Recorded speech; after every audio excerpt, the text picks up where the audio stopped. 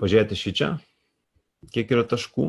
Čia, pavyzdžiui, vienoje pusėje 132, ne, tai kas 15 taškų, įsivaizduok, kas 15 taškų yra 200 $, kas 15 taškų.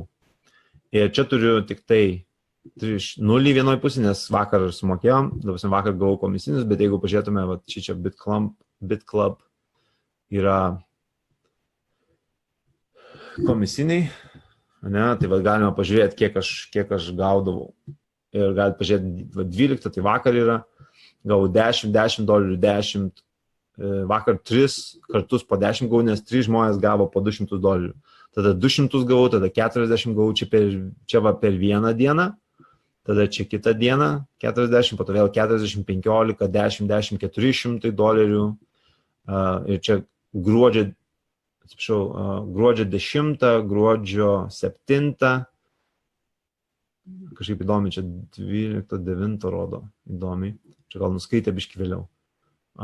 Bet štai visi, va, ta prasme, 120, 15, ne, taip toliau, ir dar pilna visokių iš tų yra. Čia gavęs, va, 10, 5, 40, 200, 10 ir taip toliau. Ir visą tai, va, gruodžio, čia lapkričio 27, 28 ir taip toliau.